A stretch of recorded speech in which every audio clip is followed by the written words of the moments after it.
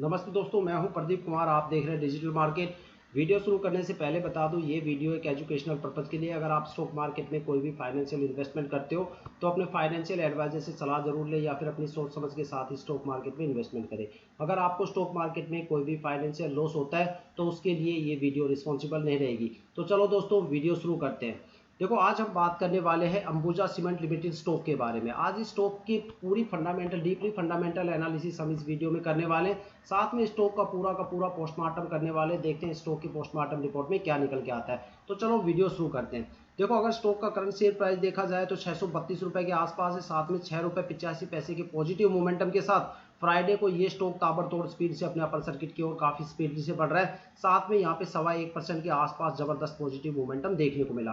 देखो, स्टॉक को लेकर लगातार हमारी 2 महीने से सबसे बड़ी कवरेज थी। मैं आपको बार बार यही कह रहा था। देखो, काफी क्रैश आए, अगस्त में क्रैश आया, सितंबर की स्टार्टिंग में क्रैश आया, फिर भी मैंने लगातार आपको यही चीज कहा कि भाई स्टॉक में अगर आपकी कोई भी होल्डिंग है तो कम से कम 20 से 25 सितंबर तक जरूर होल्ड करके रखना, क्योंकि 25 सितंबर के बाद आपको स्टॉक में एक जबरदस्त लेवल का पॉजिटिव मोमेंटम देखने को मिलेगा और हो सकता है कि स्टॉक में आपको अपर सर्किट के भी दर्शन हो जाए। ठीक है, और आज कंडीशन ऐसी है कि फ्राइडे से ये स्टॉक पूरी तरह से हेल्दी और पॉजिटिव मोमेंटम के साथ अपने अपर सर्किट की तरफ काफी ताबड़तोड़ स्पीड से भाग रहा है। और जो इस बार इसका टारगेट होने वाला है वो 990 प्लस के आसपास होने वाला है। 950 रुपए पे आप अपना स्टॉप लॉस सेट कर सकते हो।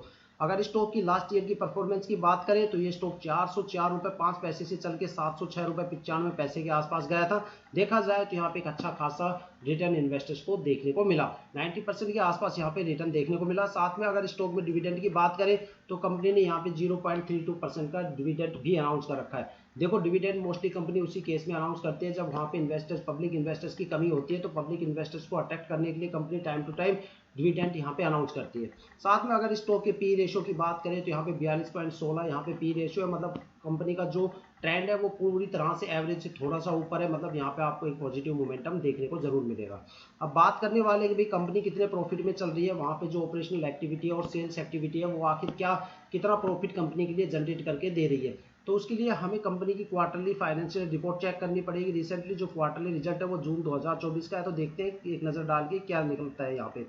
तो अगर कंपनी के यहाँ पे रिवेन्यू की बात करें तो 8,000 करोड़ के आसपास है, लेकिन लास्ट ईयर के कंपैरिजन में यहाँ पे 4.5% से ज़्यादा की आपको गिरावट देखने को मिलती है। लेकिन फिर भी रिवेन्यू यहाँ पे काफ़ी ज़्यादा पॉजिटिव है। साथ में अगर नेट इनकम की बात करें तो यहाँ पे 640 करोड़ की नेट इनकम है, लेकिन लास्ट ईयर के कंपैरिजन में यहाँ पे 28.63% की गिरावट देखने को मिलती है। डिल्यूटेड ईपीएस की बात करें तो 2.65 है, जो लास्ट ईयर के कंपैरिजन में 38.52% की गिरावट के साथ है। साथ में नेट प्रॉफिट मार्जिन की बात करें तो 7.78% है, जो लास्ट ईयर के कंपैरिजन में 25% से ज़्यादा की गिरावट के साथ है। हालांकि देखा जाए तो कंपनी का रिवेन्यू है फिर भी प्रॉफिट में चल रहा है 8,500 करोड़ के आसपास। अब बात करने वाले हैं स्टॉक की मार्केट कैपिटल के बारे में। जिस अकॉर्डिंग यहाँ पे स्टॉक का मार्केट शेयर प्राइस चल रहा है उसके हिसाब से जो मार्केट कैपिटल है वो काफ़ी सही है। देखो, अगर मार्केट कैपिटल किसी भी स्टॉक की ज़्यादा बढ़ जाती है तो वहाँ पे पब्लिक इन्वेस्टर्स की होल्डिंग बढ़ जाती है, लेकिन स्टॉक की परफॉर्मेंस वहाँ पे गिर जाती है। और अगर किसी भी स्टॉक्स के अंदर लगातार मार्केट कैपिटल गिर जाती है तो वहाँ पे प्रमोटर्स की संख्या बढ़ जाती है और कंपनी के जो स्टॉक है उसके अंदर भी जबरदस्त पॉजिटिव मोमेंटम आपको देखने को मिलता है। अब बात करने वाले हैं इस स्टॉक के जो सबसे खास पॉजिटिव पॉइंट है उसके बारे में, आरओई के बारे में। देखो, दो सबसे बड़ी चीज होती है यहाँ पे, दो रिटर्न मिलते हैं हर एक स्टॉक मार्केट में। एक होता है आरओई। आरओई का मतलब होता है रिटर्न ऑन इक्विटी और आरओसी का मतलब होता है रिटर्न ऑन कैपिटल। तो यहाँ पे रिटर्न ऑन इक्विटी की जो एवरेज चल रही है वो 7 रुपए 3 पैसे के आसपास चल रही है। और यहाँ पे आरओसी रिटर्न ऑन कैपिटल आपको 12 रुपए 58 पैसे के आसपास मिल रहा है। मतलब डिविडेंड को लेके यहाँ पे जो रिटर्न है वो 12 रुपए 58 पैसे के आसपास है। अब बात करने वाले हैं स्टॉक की बुक वैल्यू के बारे में। बुक वैल्यू होती है एक तरह से एवरेज प्राइस। यहाँ पे जो शेयर चल रहा है 634 का चल रहा है, लेकिन जो उसकी बुक वैल्यू है वो यहाँ पे 202 रुपए 16 पैसे है। अगर शेयर की जो भी बाई और सेल आउट जो भी हो रहा है उसकी जो भी एवरेज निकल के आती है उस एवरेज को बुक वैल्यू बोलते हैं। तो यहाँ पे बुक वैल्यू 202 रुपए 16 पैसे, मतलब शेयर प्राइस से काफ़ी ज़्यादा डाउन है। इसका मतलब है कि यहाँ पे जो प्रमोटर्स वगैरह है या डीआईआई एफआईआई है उन्होंने एक बड़े लेवल पे यहाँ पे काफ़ी ज़्यादा माल यहाँ पे पहले सस्ते रेट में उठा रखा है। ठीक है, तो जो बुक वैल्यू है वो टाइम टू टाइम बढ़ती भी रहती है और घटती भी रहती है, लेकिन कभी भी अगर देखा जाए तो कंपनी का जो सबसे मजबूत रेसिस्टेंस होता है वो बुक वैल्यू ही होती है। कंपनी कभी भी अपने शेयर प्राइस को बुक वैल्यू से नीचे नहीं गिरा सकती। जिस टाइम किसी भी कंपनी का शेयर प्राइस बुक वैल्यू से नीचे गिर जाता है तो कंपनी को समझ लो डीलिस्ट होने की कगार पे आ गई, वहाँ पे कंपनी का दिवालिया निकलने वाला है। वहाँ पे डीआईआई एफआईआई और प्रमोटर्स सभी की बराबर लेवल पे ठुकाई होने वाली होती है, साथ में पब्लिक इन्वेस्टर्स की भी ठुकाई होती है। और जिस स्टॉक के अंदर प्रमोटर्स की पिटाई एक बार हो गई, वहाँ पे प्रमोटर्स दोबारा नहीं आते और समझ लो कंपनी पूरी तरह से दिवालिया घोषित हो गई। कंपनी एएसएम और जीएसएम की लिस्ट में चली जाती है और उससे भी वहाँ पे सर्विलेंस स्पेक्ट्रम स्टार्ट कर देता है उस स्टॉक को लेके। उसकी हर एक एक्टिविटी, जितनी टर्म ऑफ मनी है या जितना लेन देन है सभी के ऊपर वहाँ पे एक देखा जाए तो इंस्पेक्शंस वहाँ पे चल जाता है, सर्विलेंस वहाँ पे लग जाता है और कंपनी पूरी तरह से डिलिस्ट होने की कगार पे आ जाती है। वहाँ पे एक टाइम पीरियड से पहले अगर वो बुक वैल्यू से ऊपर चला जाता है तो ठीक है, नहीं फिर कंपनी की डिलिस्ट होने के चांसेस ज़्यादा हो जाते हैं। अब बात करने वाले हैं स्टॉक के फेस वैल्यू के बारे में। स्टॉक का जो फेस वैल्यू है वो 2 रुपये के आसपास है। इन केस ऑफ अगर आपकी कभी ये कंपनी अगर किसी टाइम डिलिस्ट हो जाती है तो आपके सारे स्टॉक जीरो हो जाएंगे और उस टाइम अगर आपको रिकवरी के तौर पे क्या मिलेगा, तो आपको पर इक्विटी 2 रुपये फेस वैल्यू आपको मिलेगी, चाहे शेयर आपने कितने भी रुपए में खरीदे हो।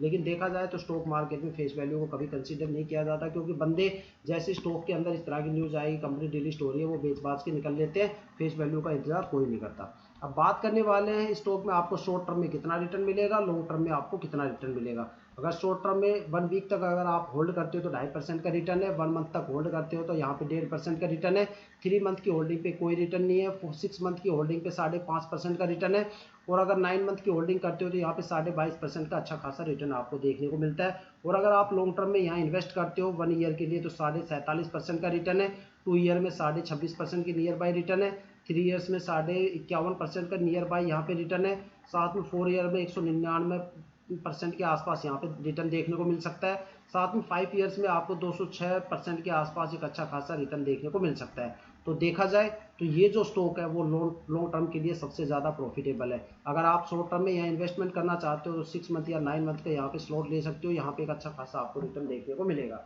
अगर आपके पास एक छोटा सा अमाउंट है फिर भी आप लॉन्ग टर्म के लिए इन्वेस्टमेंट करना चाहते हो तो आप यहाँ पे सिप स्टार्ट कर सकते हो, जो कि सबसे अच्छा ऑप्शन होता है। ये एक तरह से एफडी की तरह काम करता है, जहाँ पे आप कोई भी कस्टम अमाउंट वगैरह सेलेक्ट कर सकते हो और एक छोटी मोटी किस्त लगा के आप लॉन्ग टर्म के लिए वहाँ पे इन्वेस्टमेंट कर सकते हो। ठीक है, वहाँ पे आपका जो भी पैसा ऑटोमेटिक आपके अकाउंट में डिटेक्ट होता रहेगा।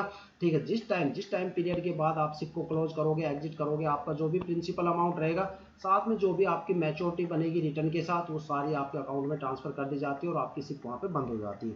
ठीक है, अब बात करने वाले स्टॉक्स के शेयर होल्डिंग पैटर्न के बारे में कि भाई यहाँ पे जो कंपनी के शेयर्स हैं किसने कितने कितने शेयर्स को यहाँ पे दबोच रखा है, तो ये होल्डिंग का पैटर्न जाना जरूरी है। अगर यहाँ पे प्रमोटर की होल्डिंग देखें तो लास्ट ईयर प्रमोटर की होल्डिंग 63.19% थी, जो इस साल बढ़ के 70.33% के आसपास हो गई।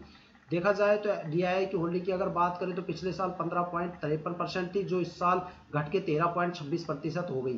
साथ में अगर एफआईआई की होल्डिंग की बात करें तो लास्ट ईयर 11.64% थी, जो इस साल घट के 9.59% रह गई है। साथ में अगर यहाँ पे पब्लिक इन्वेस्टर्स की बात करें तो यहाँ पे होल्डिंग पिछले साल 9.63% थी, जो इस साल घट के 6.82% रह गई है।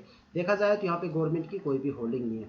देखो एक्सपर्ट क्या बोलते हैं कि भाई यहाँ पे जो होल्डिंग पैटर्न है वो क्या होना चाहिए, किसी भी स्टॉक्स के अंदर जो होल्डिंग पैटर्न है वो 35% तो एटलीस्ट होना ही चाहिए एक अच्छे खासे पॉजिटिव मोमेंटम के लिए, जिसमें प्रमोटर्स की, डीआईआई, एफआईआई और गवर्नमेंट इन चारों की होल्डिंग मिला के 35% तो कम से कम यहाँ पे होल्डिंग होनी चाहिए, तब आपको वहाँ पे एक अच्छा खासा ग्रोथ देखने को मिलेगी। जितनी 35% से जितनी ज़्यादा यहाँ पे होल्डिंग रहेगी उतना स्टॉक में ज़बरदस्त पॉजिटिव मोमेंटम आएगा, स्टॉक उतना ही ताबड़तोड़ भागेगा। लेकिन अगर 35% से जितनी भी यहाँ पे आपको कम होल्डिंग मिलेगी आपको स्टॉक से निकल जाना चाहिए। अगर आपने उसमें इन्वेस्टमेंट कर रखा है तो जल्दी से जल्दी वहाँ से निकले, क्योंकि वहाँ पे आपको प्रॉफिट तो दूर, वहाँ पे आपको नेगेटिव परफॉर्मेंस देखने को मिलेगी, लॉस के अलावा कुछ नहीं देखने को मिलेगा। स्टॉक मार्केट में काफ़ी ज़्यादा स्टॉक्स ऐसे हैं जिसमें 50, 60, 70% के आसपास होल्डिंग होती है और वो बिल्कुल ताबड़तोड़ स्पीड से दौड़ते हैं, उसमें आप इन्वेस्टमेंट करके एक अच्छा खासा रिटर्न यहाँ से ले सकते हो। तो देखो दोस्तों, ये थी अब तक की सबसे बड़ी अपडेट अंबुजा सीमेंट स्टॉक को लेके और सबसे बड़ी फंडामेंटल एनालिसिस। ठीक है, अगर आपको वीडियो अच्छी लगी हो तो लाइक शेयर जरूर कीजिएगा, साथ में अगर आप वीडियो पे नए हो तो चैनल को सब्सक्राइब जरूर कीजिएगा, ताकि जितनी भी डीपली एनालिसिस करके हम आपके लिए वीडियो लेके आते हैं उसकी नोटिफिकेशन आप तक सबसे पहले पहुंच पाए, ताकि आप स्टॉक मार्केट के हर पहलू से रूबरू रहे, अपडेट रहे, अपने आप को अपडेट करते रहे। इसी के साथ वीडियो समाप्त करते हैं। जय हिंद।